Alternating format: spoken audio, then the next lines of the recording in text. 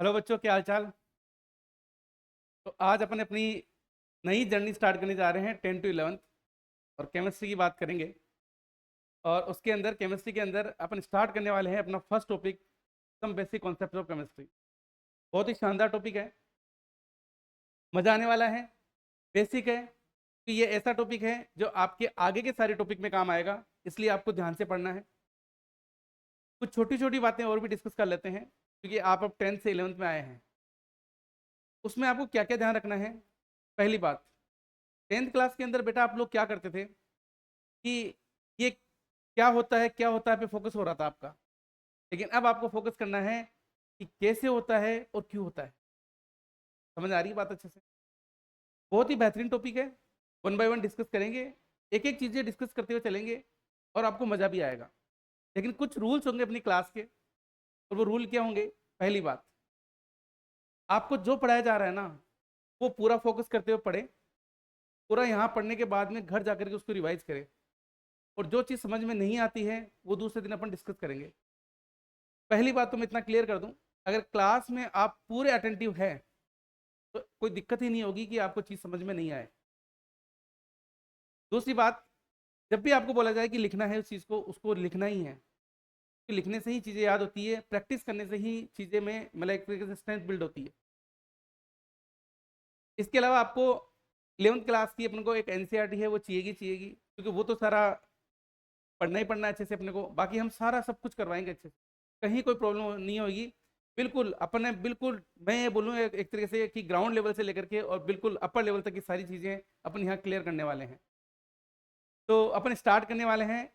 First topic है, उसका नाम है some basic concepts of chemistry. Chemistry के ऐसे छोटे छोटे कॉन्सेप्ट जो डे टू डे लाइफ में भी काम आते हैं, और ये मैं ये कहूँ एक तरीके से कि ये बेसिक चीज़ें हैं जो पूरी केमिस्ट्री में आपकी, चाहे 11th हो चाहे 12th हो, वहाँ पर काम आएगी।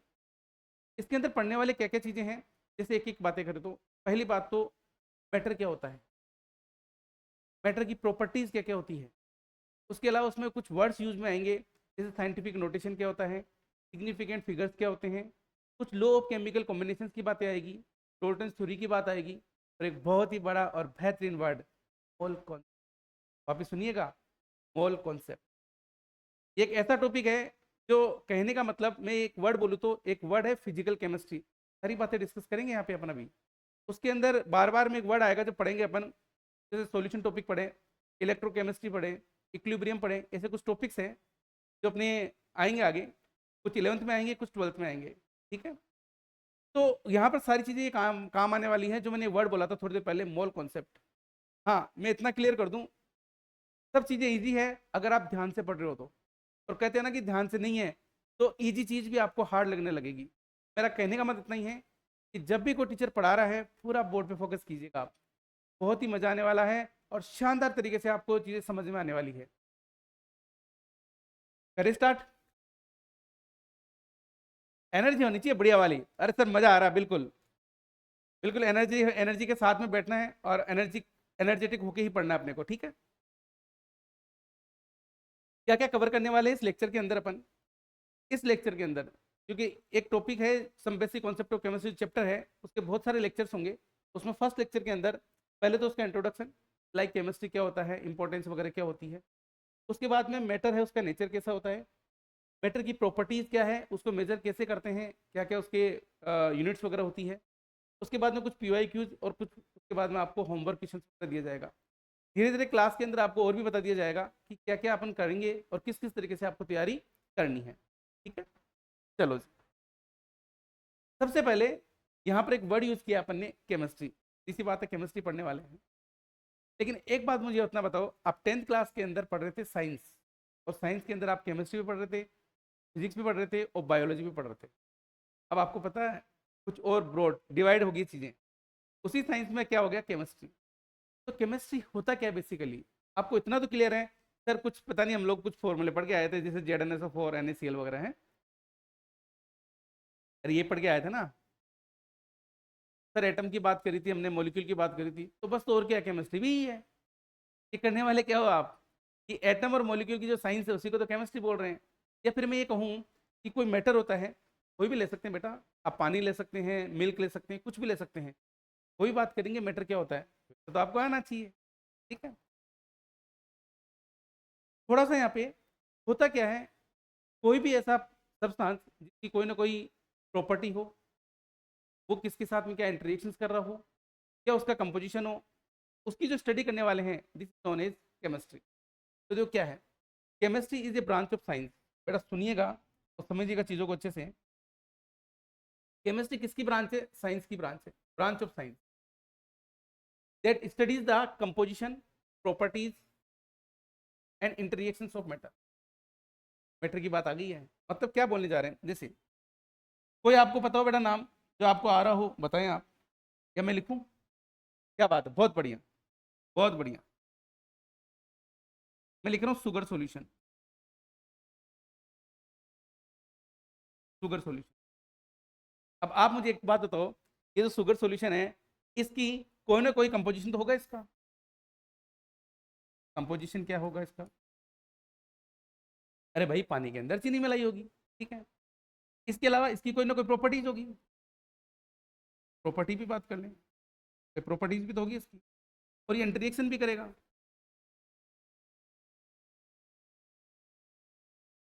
तो कहने का मतलब, अगर कोई मैटर है, उसकी कोई प्रॉपर्टी है, कंपोजिशन है, या उसका इंटरेक्शन जो कर रहा है, वो सारी जो स्टडी कर रहे हैं या जिसके अंदर डील कर रहे हैं, उसको अपन केमिस्ट्री बोल रहे हैं। और केमिस्ट्री के अंदर सिंपल सी याद रखो ना यार, एटम और मॉलिक्यूल का साइंस है क्या, सिंपल सी बात और कुछ नहीं। सारी बात अच्छे से देखो, टॉपिक स्टार्ट कर रहे हैं तो कुछ चीज़ें इधर उधर की भी बातें डिस्कस करेंगे, लाइक सीधे तो अपन देखो फॉर्मूले पे तो जाएंगे नहीं, है ना, कि सर सीधा फॉर्मूला है, क्वेश्चन सोल्व कर लेंगे। कुछ क्या उसकी हिस्ट्री होती है, क्या क्या इसका स्कोप है, वो छोटी छोटी बातें भी डिस्कस करेंगे कि रियल में अपन केमिस्ट्री पढ़ क्यों रहे हैं। समझ आ रही है बात? उसके बाद में है ब्रांचेज ऑफ केमिस्ट्री। तो जैसे अब साइंस बड़ी हो गई, तो साइंस में फिजिक्स, केमिस्ट्री, बायोलॉजी आ गई, वैसे केमिस्ट्री भी बड़ी हो गई है। तो केमिस्ट्री के अंदर क्या क्या आएगी आगे? केमिस्ट्री के अंदर चीज़ें क्या क्या है? एक तो देखो बेटा लिखा है फिजिकल केमिस्ट्री, एक लिखा है ऑर्गेनिक केमिस्ट्री, एक है इनऑर्गेनिक केमिस्ट्री, एक बायो केमिस्ट्री, और एक क्या है एनालिटिकल केमिस्ट्री। चीज़ों को समझने की कोशिश करना बेटा। फिजिकल केमिस्ट्री के अंदर क्या होंगे, अपन कोई ना कोई कैलकुलेशन से रिलेटेड काम करने वाले हैं, कैलकुलेशन से रिलेटेड।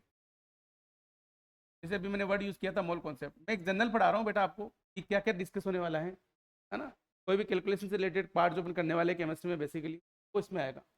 इसके अंदर कार्बन के जितने भी कंपाउंड्स हैं, मतलब ऑर्गेनिक कंपाउंड्स, ऑर्गेनिक केमिस्ट्री के अंदर जितने भी ऑर्गेनिक कंपाउंड्स हैं वो कैसे बनते हैं, जो अपने सिलेबस के अकॉर्डिंग है, उन्हीं की बात करेंगे। जैसे एल्डिहाइड कीटोन का नाम सुना हो, एल्कोहल है, कार्बोक्सिलिक एसिड है, कैसे बनते हैं, क्या क्या उनकी केमिकल रिएक्शंस होती है, हमारी क्या क्या उनकी फिजिकल प्रॉपर्टीज होती है, मतलब केमिकल रिएक्शन से रिलेटेड जो भी कहानियाँ हैं, ऑर्गेनिक कंपाउंड और केमिकल रिएक्शन, वो सारी की सारी चीज़ें अपन कहाँ पढ़ने वाले हैं के अंदर, ऑर्गेनिक केमिस्ट्री के। इनऑर्गेनिक केमिस्ट्री में क्या होगा, जितने भी एलिमेंट्स हैं या उन एलिमेंट से बनने वाले जितने भी कंपाउंड्स हैं, इनऑर्गेनिक कंपाउंड्स हैं, और उनकी जो केमिकल रिएक्शंस है, वो जो स्टडीज इसमें करेंगे, केमिकल रिएक्शन इसकी भी होगी, और जो स्टडी करेंगे वो किसके अंदर आएगा, इनऑर्गेनिक केमिस्ट्री के अंदर। क्या मेरी बात समझ में आ रही है? उसके बाद में बायोकेमिस्ट्री। देखो आप लोगों ने एक नाम सुना होगा, बायोमोलिक्यूल्स, लाइक कार्बोहाइड्रेट, कार्बोहाइड्रेट, या मैं बोलूँ प्रोटीन, कार्बोहाइड्रेट, प्रोटीन, वाइटामिन की बात कर लें, बहुत सारी चीज़ें हैं। इन सारी चीज़ों की जो स्टडी करने वाले हैं, वो सारी बायोकेमिस्ट्री में होती है। हालांकि ये अपने है नहीं, अपने तो तीन चीज़ें हैं मोटी मोटी जो अपने को पढ़ना है। बट एनालिटिकल केमिस्ट्री के अंदर क्या होता है, एक वर्ड होता है एनालिसिस, तो बोल रहे हैं क्वालिटेटिव, क्वालिटेटिव एनालिसिस, और एक होता है क्वांटिटेटिव,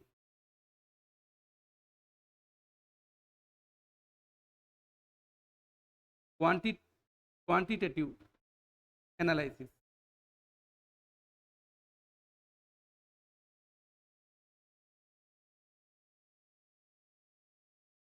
दो तरीके के एनालिसिस होते हैं। कहने का मतलब, सबसे पहले तो अपन की कोई चीज़ प्रेजेंट है कि नहीं है, सीधी सी बात है। मान लो कि आपको कोई सैंपल दे रखा है, उसके अंदर पता तो लगाएंगे carbon, hydrogen, oxygen, nitrogen present है कि नहीं है। तो क्या क्वालिटी, क्वालिटी एनालिसिस जरूरी नहीं है। कोई भी प्रकार का, जैसे मान लो आपको कोई सब्सटेंस को आइडेंटिफाई करने के लिए देवें, जैसे एसिड प्रेजेंट है कि नहीं है, तो पहले तो ये चेक करेंगे कि प्रेजेंट है कि नहीं है, और उसके बाद में ये चेक करने वाले हैं कितना है ना। इसके अंदर टाइट्रेशन वगैरह, स्पेक्ट्रोस्कोपी, बहुत सारे वर्ड यूज में आते हैं।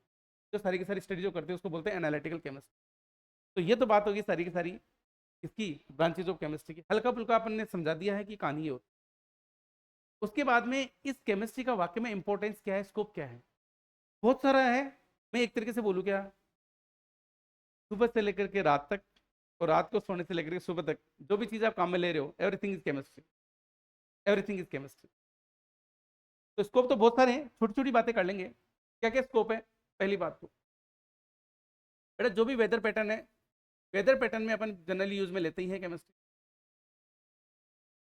मैं वेदर पैटर्न की बात कर लूँ या मैं यहाँ केमिकल इंडस्ट्रीज की बात कर लूँ बेटा, केमिकल इंडस्ट्री तो बहुत बड़ी है। केमिकल इंडस्ट्री सारा ज़्यादा डिस्कस ना करके हल्की फुल्की बातें डिस्कस करेंगे। जैसे इसके अंदर फर्टिलाइजर आ गया, आपको पता है सारे केमिकल इंडस्ट्रीज की बात। बेटा मैं सोप की बात कर लूँ, मैं डिटर्जेंट की बात कर लूँ, ठीक है, मैं मेडिसिन की बात कर लूँ, ड्रग्स की बात कर लूँ, मेडिसिन, ये सारा का सारा किसके अंदर आ रहा है, इंपॉर्टेंस और स्कोप ऑफ केमिस्ट्री के अंदर। मेडिसिन का तो बहुत बड़ा स्कोप है भाई, आपको पता है ना, अलग से ही केमिस्ट्री पढ़ते हैं, मेडिसिनल केमिस्ट्री। जब बात मेडिसिन की आ रही है तो कुछ वर्ड, जैसे एक वर्ड तो ये है जो आप लोग अच्छे से जानते हैं, पैरास्टामोल, पैरासीटामोल। इसके अलावा बेटा बहुत सारे हैं, जैसे सिस्प्लेटिन, टेक्सोल, ये कुछ ऐसे वर्ड लिखे हैं जो कैंसर थेरेपी में काम में आते हैं, कैंसर पेशेंट के लिए काम में आते हैं। एक और है, मतलब एंटी कैंसर ड्रग्स होती है, ये एंटी कैंसर लिख देता हूँ मैं। एक्चुअली क्या बेटा बहुत सारी बातें हैं, लेकिन जो चीज़ें एनसीईआरटी के अंदर है, जो चीज़ें एनसीईआरटी के अंदर है अपन उसी को पहले कवर करेंगे। ऐसे तो पूरी मेडिसिनल केमिस्ट्री पढ़ाने तो अपन बैठेंगे नहीं, ठीक है। एक वर्ड हो रहा है एजेटी, एजिडोथाइमिडीन, एजिडोथाइमिडीन।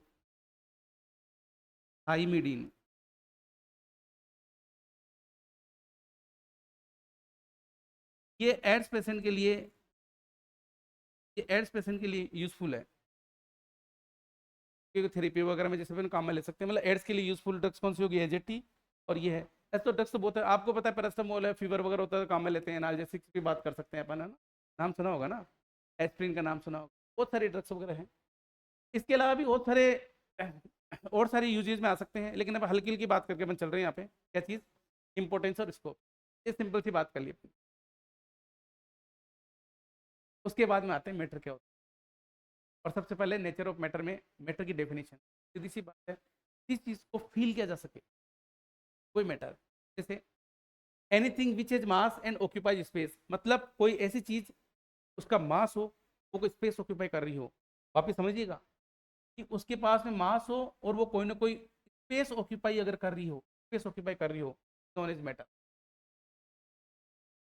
जैसे बेटा आपके हाथ में अभी पेन है, और जिस चीज में लिख रहे हो वो बुक है, और साइड में देखो पेंसिल भी पड़ी है, और जिस पे बैठे हो, मतलब जिस पे लिख रहे हो पहले, वो तो बैठे हो उस पर तो चेयर है, वो तो चेयर है, तो जिस पे लिख रहे हो वो टेबल है। क्या मेरी बात समझ में आ रही है? अच्छा मोबाइल की बात कर लें, कोई मोबाइल से देख रहा है, कोई आपका लैपटॉप से देख रहा है ना, कोई भी गैजेट्स वगैरह से यूज में ले रहे हैं उस पर देख रहा है। बहुत सारी चीज़ें हो सकती है, इलेक्ट्रॉन जो भी चीज़ें हैं, दीज आर द, अभी देखो थोड़ी देर पहले आपने पानी पिया था, वो भी लिख देते हैं। और आप इसके बिना तो रह नहीं पा रहे हो, ये तो सबको ही चाहिए, तो दीज आर मैटर। और मैंने फोटोज बना रखी है हल्का सा इसे पिक्चराइजेशन के लिए, कि देखो सुनो मेरी बात, स्टोन्स की बात कर लें, मेटल की बात कर लें, गोल्ड की बात कर लें, आजकल तो यही चलन में है ना, गोल्ड मेटल की बात कर रहे हैं, सिल्वर की बात कर रहे हैं अपन एक तरीके से, और वुड की बात कर लें, कुछ भी है बेटा लिखा हुआ, क्ले है, कॉटन है, सैंड है, कोल है, दीज आर मेटल्स। क्या मेरी बात समझ में आ रही है अच्छे से? उसके बाद में अपन डिस्कस करने जा रहे हैं मेटर का क्लासिफिकेशन। दो तरीके से क्लासिफिकेशन होता है, एक फिजिकल क्लासिफिकेशन और एक है केमिकल। मेरे ख्याल से जो चीज़ मैं पढ़ा रहा हूँ ये सारी आपको थोड़ी बहुत तो आती भी है, और सारी चीज़ें आपकी एनसीईआरटी के अंदर दी हुई है, सब कुछ मैं पढ़ा रहा हूँ। आपकी 11th क्लास की ये एनसीईआरटी की बुक है, इसके अंदर बहुत सारी बातें हैं जो हल्की फुल्की वे में और कुछ ब्रॉड वे में दे रखी है। देखो ये रहा, कि मैटर क्या होता है, क्लासिफिकेशन क्या होता है मैटर का, वो सारी कहानियां हैं इसमें दे रखी है। एक एक करके डिस्कस कर रहे हैं अपन वन बाय वन। एनसीईआरटी को तो लेकर चलना ही है, क्योंकि ये तो पूरा पढ़ना ही पढ़ना है। आपका चाहे कोई जेई मेन का हो, चाहे नीट का एग्जाम हो, एनसीईआरटी की लाइन टू लाइन आ रही है आजकल।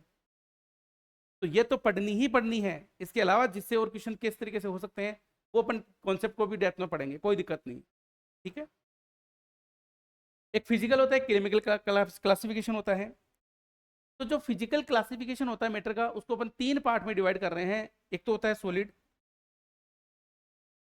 एक तो है सॉलिड, एक लिक्विड और एक गैस। बहुत ही सिंपल सी बात है कि पार्टिकल्स बिल्कुल पास पास में होंगे, बोलेंगे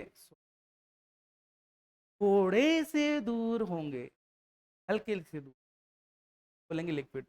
बहुत दूर होंगे, क्या बोल देंगे। इनका डेफिनेट वॉल्यूम होता है, डेफिनेट शेप। बिल्कुल सही बात है, वॉल्यूम भी डेफिनेट और शेप भी डेफिनेट। अरे भाई ये है का वॉल्यूम और शेप दोनों डेफिनेट है। लेकिन अगर मैं पानी ले लूं और पानी को अगर उस बोतल में से निकाल के ग्लास में डाल दूंगा तो ग्लास की शेप ले लेगा, लेकिन वॉल्यूम तो अभी भी फिक्स है। तो ध्यान से सुनिएगा, इस पर्टिकुलर केस में जो अपन बोलने जा रहे हैं, कौन सी वाली चीज की बात करने जा रहे हैं अपन, किसकी, सॉलिड की। इसका वॉल्यूम डेफिनेट है, शेप भी डेफिनेट है। अच्छा एग्जांपल बता सकते हैं अपन, जैसे वुड तो लिखा हुआ, आयरन की बात कर लें।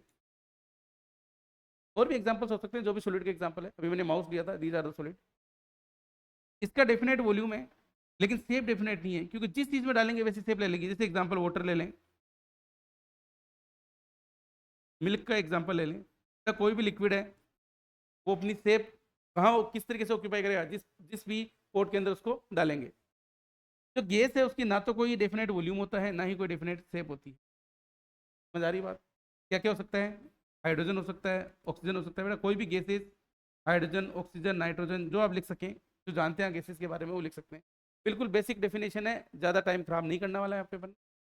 अपन उन बातों को पढ़ने वाले हैं जो वाकई में शानदार है, काम की है।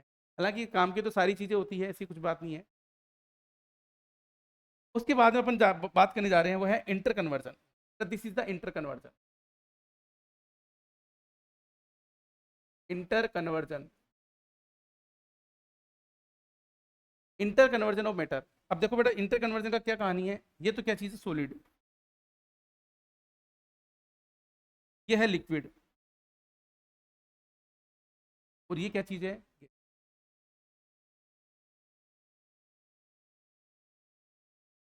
क्या मेरी बात समझ आ रही है, मैं क्या बोलना चाह रहा हूँ।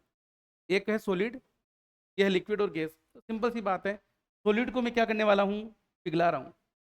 लिक्विड में चेंज होगा, उसको बोलते हैं मेल्टिंग। क्या बोलते हैं, मेल्टिंग। और अगर लिक्विड को वापस में सॉलिड में चेंज करूँगा तो उसको वर्ड क्या बोलते हैं, फ्रीजिंग। ऐसे ही जो गैस है उसको अगर मैं कंडेंस कर दूं तो किस में चेंज जाएगी, लिक्विड के अंदर। और इसको अगर मैं इओपरेट कर दूं, मतलब कहने का मतलब इसको गैस में चेंज कर दूं, उसको क्या बोलते हैं, इओपरेशन। कुछ चीजें इधर भी है, सॉलिड को गैस में चेंज करते हैं तो उसको तो बोलते हैं सब्लिमेशन। और वापस गैस अगर सॉलिड में चेंज हो रही है तो उसको बोलते हैं deposition. These are the terms. Simple सी बात है, याद हो जाएगा अच्छे से।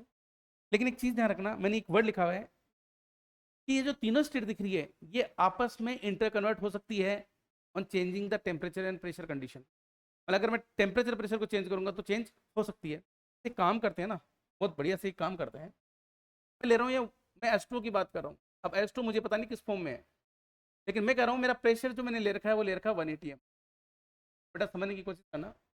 एक ले रखा है -10 डिग्री सेंटीग्रेड टेम्परेचर, एक ले रखा है 10 डिग्री सेंटीग्रेड टेम्परेचर, और एक ले रखा है 110 डिग्री सेंटीग्रेड टेम्परेचर, 110 डिग्री।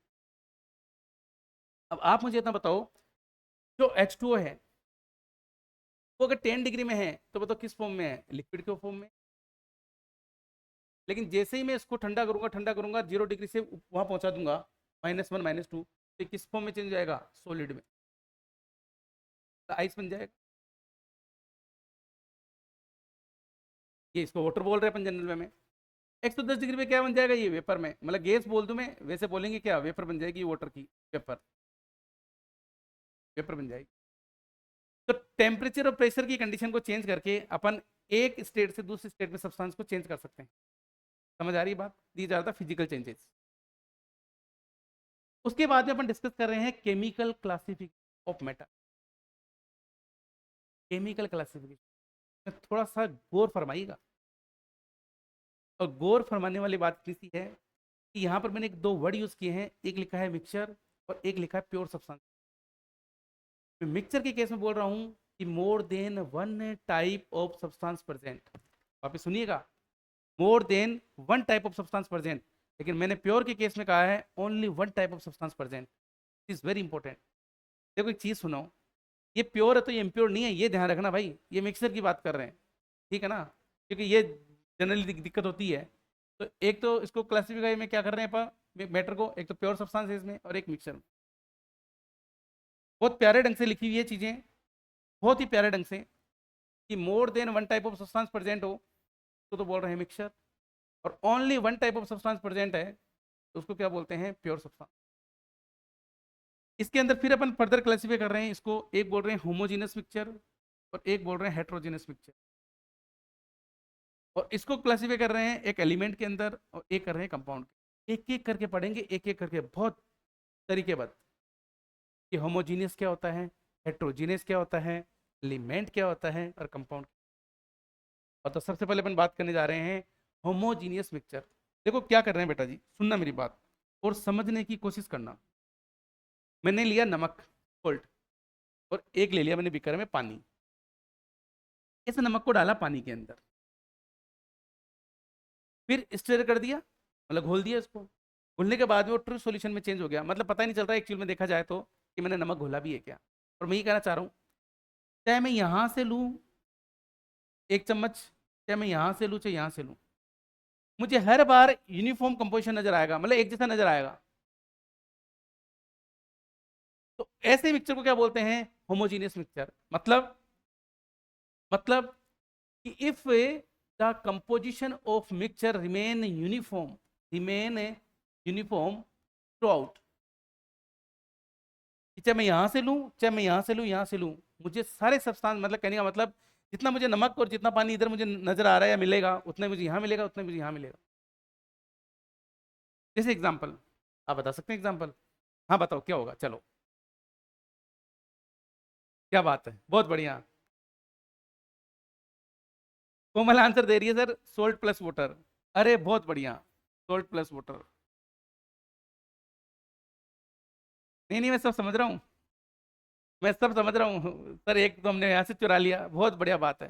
अच्छा दूसरा बताओ, क्या बात, बहुत बढ़िया, sugar plus water, sugar plus water. ध्यान रखना किसकी बात करें, होमोजीनियस। इसके अलावा और क्या हो सकता है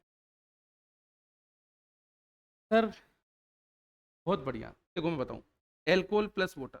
अगर एल्कोहल के अंदर मैं अगर वाटर डाल दूंगा तो भी होमोजीनियस मिक्सचर ही बनेगा। और भी एग्जांपल्स हो सकते हैं, अपन मोटा मोटी एक एग्जांपल लेके चल रहे हैं कि ये वाली एग्जांपल्स हो। चलो जी, उसके बाद में बात करने जा रहे हैं हेट्रोजीनियस का मतलब। अब सुनो बेटा, आपकी बार मैंने क्या किया वो सुनो। हेट्रोजीनियस में जहाँ चीनी थी या नमक था, अब उसकी जगह मैंने ले लिया सैंड, को घुला पानी के अंदर। मैंने स्टीयर किया, लेकिन करता गया, लेकिन पता चला कि वो जो सैंड के पार्टिकल्स तो नीचे बैठ गए जाकर के। तो मैं ये कहना चाह रहा हूँ, मैं यहाँ से सब्सटेंस को लेता हूँ एक चम्मच, एक चम्मच में यहाँ से लेता हूँ और एक चम्मच में यहाँ से लेता हूँ, क्या मुझे बताओ हर बार मुझे अलग अलग कंपोजिशन नजर आएगा कि नहीं आएगा?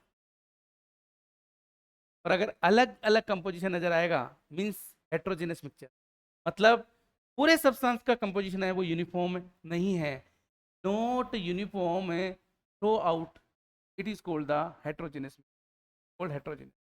यूनिफॉर्म नहीं है भाई। देखो एग्जांपल क्या क्या हो सकते हैं, oil plus water, oil plus water, हाँ ठीक है, ये लो मैं लिख देता हूँ sand plus water, sand plus oil plus water हो गया, सैंड प्लस वाटर हो गया। और क्या एग्जांपल हो सकता है बताओ इसका, हेट्रोजेनस मिक्सचर का, जो रात दिन काम में भी लेते हैं आप चीजें कई।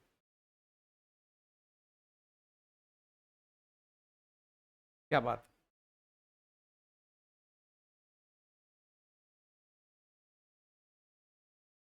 क्या बोल रही है अंतिमा, क्या बोल रही है?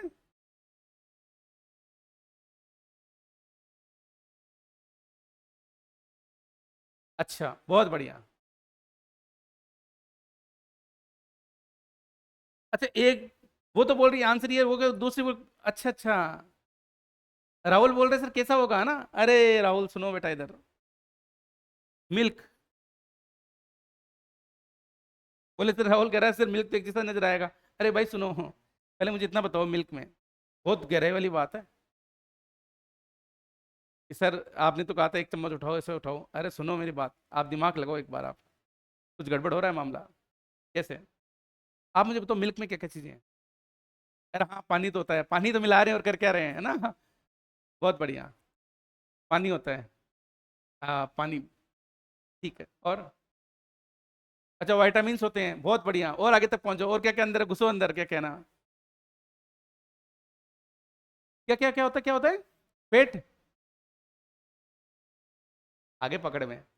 आप मुझे कह रहे हो कि मिल्क के अंदर फेट होता है सर, मतलब ऑयल होता है एक तरीके से, ऐसे बोल दूं? और वाटर होता है, दोनों की बनेगी क्या?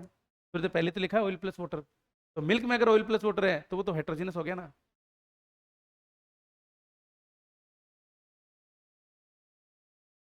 आगे सुनो।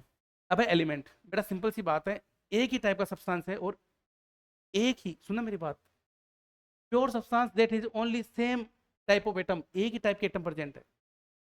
पहली बात तो एक ही टाइप का सब्सटेंस होना चाहिए, और उसमें अगर एक ही टाइप का एटम प्रेजेंट है तो बोलेंगे element, same type of atom present है। जैसे एग्जांपल, मैं बोल रहा हूँ H2, मैं O2 बोल दूँ, P4, S8, कुछ भी जो मर्जी हो, एक ही टाइप के एटम होने चाहिए। These are the element, these are the element. समझ में आ रही है मैं क्या बोलना चाहता हूँ? क्लियर है यहाँ तक की बात तो? अब सुनो, सिंपल सी चीज थी, ज्यादा हार्ड नहीं, जैसे आयरन के एलिमेंट्स हो सकते हैं, है ना? कॉपर के हो सकते हैं, किसी के भी, लेकिन only single type of atom, same type of atoms are present, are known as the elements. एक वर्ड यूज किया है कंपाउंड, इस कंपाउंड के अंदर क्या होता है बेटा, आपको दिख रहा होगा, दिस इज द ऑक्सीजन। थोड़ा सा चेंज करेंगे आगे दिखेगा, बिल्कुल ये ऑक्सीजन है, तो आपको पता है ये हाइड्रोजन है, ये भी हाइड्रोजन। इस तरीके से ऑक्सीजन के साथ में हाइड्रोजन बॉन्ड बना के बैठे हैं, ठीक है? तो यहाँ पर एक चीज ध्यान रखना, क्या लिखा हुआ है कि compound contain different elements in a fixed mass ratio. मतलब जैसे एग्जांपल, बेटा मैं H2 की बात कर लूँ, यहाँ एक हाइड्रोजन ऑक्सीजन एक फिक्स्ड मास रेशियो के साथ में कंबाइन होकर के जो बना रहे हैं, मोर देन वन एटम अगर है तो उसको बोलते हैं कंपाउंड। ऐसी बात करूँ तो CO2 की बात कर लें, ग्लूकोज की C6H12O6, CH4 की बात कर लें, अमोनिया की बात कर लें, बेटा जो भी आप जानते हो कुछ भी लिखो, लेकिन more than one type of atom present हो उसको बोलते हैं कंपाउंड। लेकिन वन टाइप ऑफ सब्सटेंस है, अगर H2O है तो H2O ही है, CO2 है तो CO2 ही है, ग्लूकोज के पार्टिकल्स हैं तो ग्लूकोज के पार्टिकल्स ही हैं। नहीं आ रहा समझ में?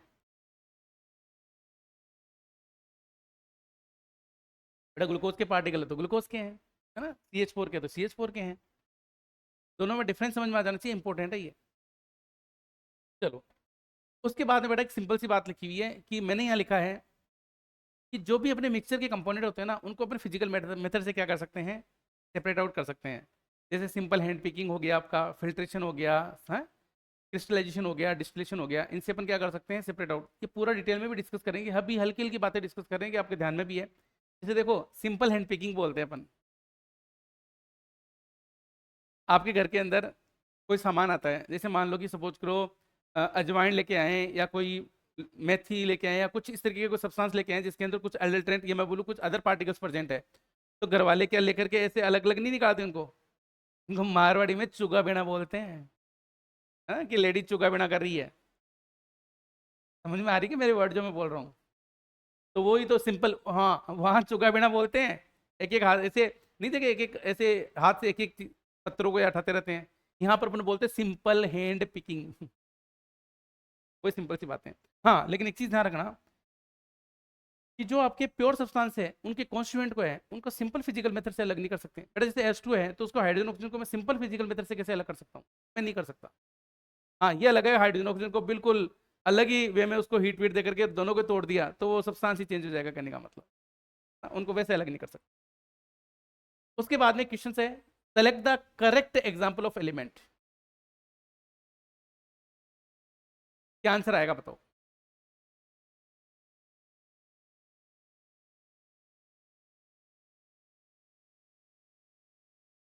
क्या क्या क्या आएगा आंसर? नाइट्रोजन। क्या बात है, बहुत बढ़िया, बहुत बढ़िया। अरे भाई एलिमेंट बोला है तो one type of substance, one type of atom ही तो होना चाहिए ना। इसमें तो ब्लड में तो केमिकल मिक्सचर है, तो ब्लड तो ग्लूकोज के अंदर तो ये कंपाउंड हो गया, CO2 भी कंपाउंड। हाँ इजी सा ही है क्वेश्चन, बिल्कुल बिल्कुल बहुत इजी है। ये बताओ कि which of the following particle are example of pure substances. कौन सा प्योर सब्सटेंस का एग्जांपल है? ध्यान रखना प्योर का मतलब only, only one type of substance present. तो देखो CO2 एक ही टाइप का हो गया, H2 एक ही टाइप का, सोडियम एक ही टाइप का, मतलब आंसर क्या हो जाएगा?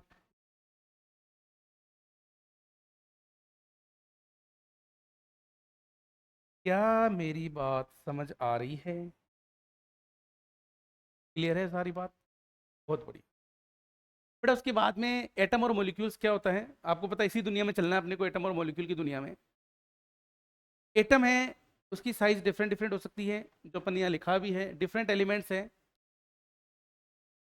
कि atom of different element, hydrogen oxygen nitrogen copper sodium, अलग अलग बहुत सारे हो सकते हैं, जितने भी हैं टोटल 118 एलिमेंट्स हैं जिनकी डिस्कवरी हो चुकी है।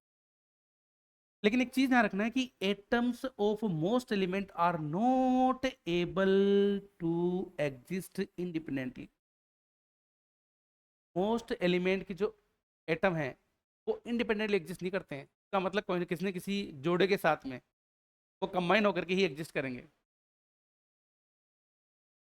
समझ आ रही है मैं क्या बोलना चाह रहा हूँ?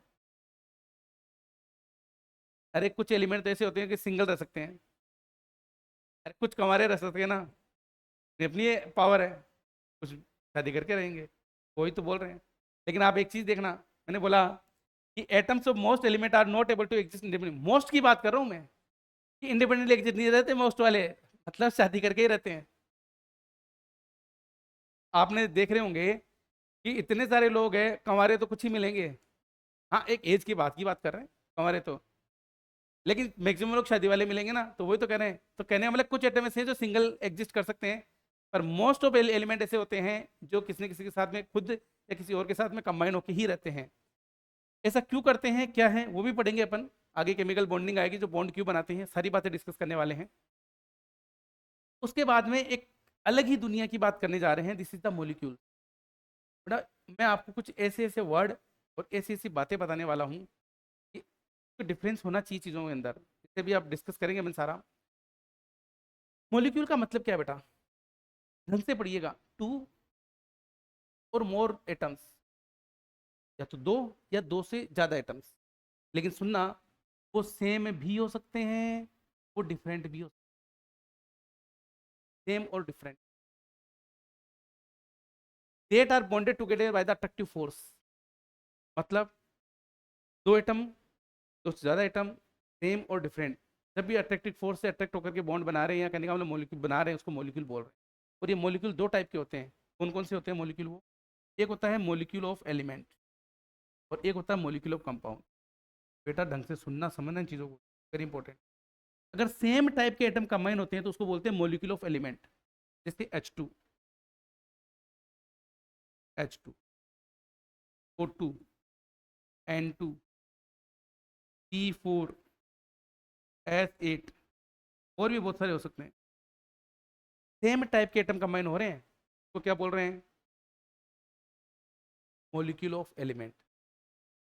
और इसमें बोला है different type of atom combine with fixed mass ratio, मैं लिख देता हूं, विद फिक्स्ड मास रेशियो।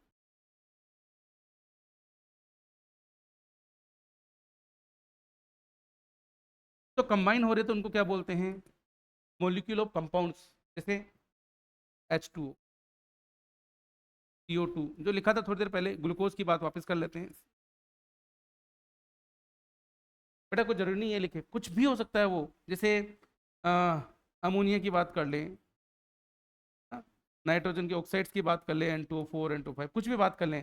कहने का मतलब different type of atom combine हो रहे हैं विद फिक्स्ड मास रेशियो, तो उनको क्या बोलते हैं अपन यहाँ पे, मोलिक्यूल्स ऑफ कंपाउंड। एक छोटा सा क्वेश्चन पूछ रहा हूँ मैं आपसे, बताना।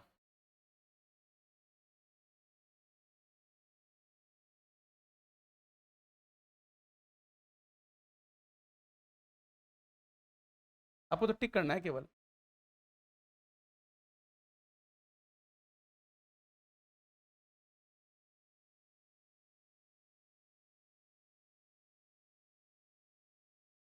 बेटा यहाँ तो मैं लिख रहा हूँ मोलिक्यूल, और यहाँ लिख रहा हूँ कंपाउंड।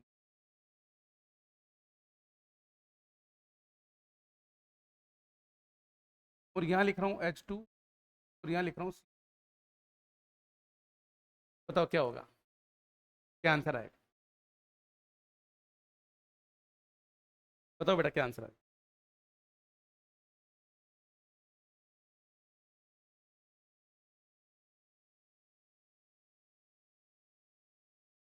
देखो सुनो भाई, नहीं नहीं हार्ड कुछ नहीं है बेटा, सब इजी है। कुछ भी चीज़ हार्ड नहीं है, समझने वाली बात है। H2 है वो मोलिक्यूल है, पर याद रखना H2 कंपाउंड तो नहीं है। कंपाउंड के अंदर मोर देन वन एटम आते हैं, डिफरेंट टाइप के। CO2 मोलिक्यूल तो है, तो मोलिक्यूल तो चाहे H2 CO2 दोनों ही होते हैं, एक मोलिक्यूल ऑफ एलिमेंट होता है, एक मोलिक्यूल कंपाउंड होता है। ध्यान से सुनिएगा, CO2 कंपाउंड भी है, इसके अंदर जो एटम अटैच्ड है वो डिफरेंट टाइप के हैं। अगर सेम टाइप के हैं तो उसको कंपाउंड नहीं बोलेंगे। बेसिक इसका मतलब, मैं H2 CO2 दोनों को मोलिक्यूल तो बोल सकता हूँ, लेकिन दोनों को कंपाउंड नहीं बोल सकता। मतलब कि कंपाउंड मोलिक्यूल हो सकता है, पर वो मोलिक्यूल कंपाउंड हो ये जरूरी नहीं। क्लियर हो गई बात? चलो, उसके बाद में एक वर्ड यूज कर रहे हैं एटोमिसिटी। बेटा एटोमिसिटी का मतलब सिंपल सी बात है, आपने इतने अभी मॉलिक्यूल की बात करी, उस मॉलिक्यूल के अंदर कितने एटम प्रेजेंट है is known as the atomicity. Number of atom constituting a molecule, कि number of atom constituting a molecule, मतलब एक मॉलिक्यूल के अंदर कितने एटम प्रेजेंट है is known as the atomicity, known as atomicity. जैसे एग्जांपल में यहाँ मैं ले रहा हूँ CH4, छोटा सा ले ले पहले O2, और ये लिख रहे हैं एटोमिसिटी, एटोमिसिटी। थोड़ा O2 है, सीधी सी बात, दो एटम है, तो मैं ये से 2 भी लिख दूं और डाइएटोमिक लिख दूं, चाहे डाइएटोमिक बोल दूं या 2 लिख दूं, डाइएटोमिक। इसके अलावा बेटा मैं बोलूँ CO2, तो 3 एटम है तो बोलूंगा ट्राई।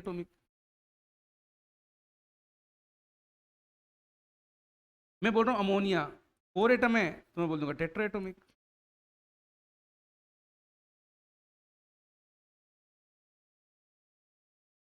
ऐसे मान लो किसी में 5 होगा तो पेंटाएटोमिक हो जाएगा। समझ में आ रही है? मतलब एटोमिसिटी इसकी 5 हो जाएगी, 6 हो जाएगी, सिंपल सी बात है, इतना कोई लंबी चौड़ी कहानी नहीं है कि अपन को सर समझ में नहीं आ रहा। समझ में आ रही है अच्छे से बात? तो ये तो होगी एटोमिसिटी की बात। अच्छा क्वेश्चन दे रखा है, बहुत बढ़िया। क्या क्वेश्चन दे रखा है? विच of the following is an example of homogeneous mixture. बताओ क्या आंसर आएगा? करवा दिया सारा, अब तो फटाफट आंसर देना ही है। तो होमोजीनियस मिक्सचर का क्या आंसर आएगा बेटा, बताओ फटाफट क्या लिखें।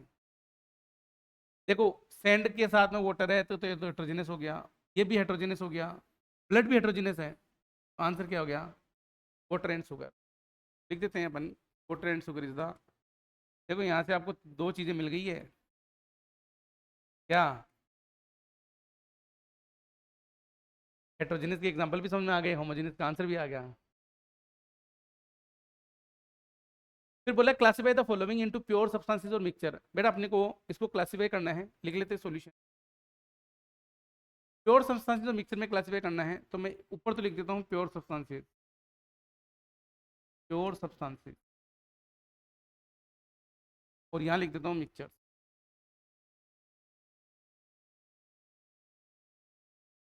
बताओ क्या आंसर आएगा?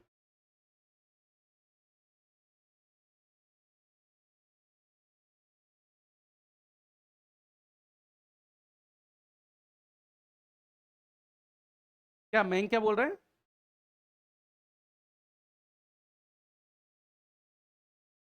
ग्रेफाइट, अच्छा, बैटरी वगैरह में होता है, बहुत बढ़िया, नहीं नहीं अच्छी बात है, अच्छी बात है। क्या बोल रहे हैं, आइसक्रीम खिलाने चलो, अरे भाई आइसक्रीम क्वेश्चन है आइसक्रीम का, खिलाने कहाँ चलेंगे? अच्छा वो भी खिला देंगे, कोई बात नहीं, अगर इच्छा है तो खाने की।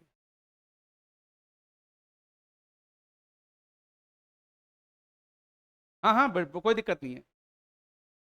अरे दूध दूध पिया करो यार, क्या आइसक्रीम खा रहे हो, ठीक है सुनो आगे। चलो जी, तो प्योर सब्सटेंस के अंदर क्या क्या आ जाएगा आपका, एक तो ऑक्सीजन, एक तो आ जाएगा ऑक्सीजन और एक ग्रेफाइट, एक तो आ गया ग्रेफाइट, ग्रेफाइट,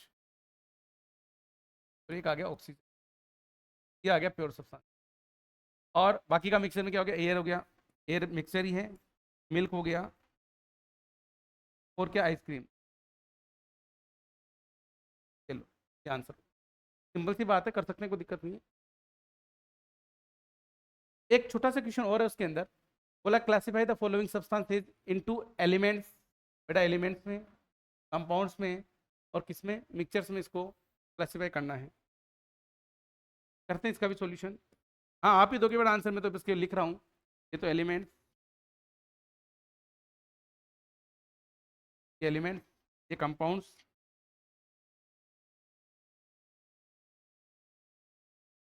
और ये मिक्सचर्स।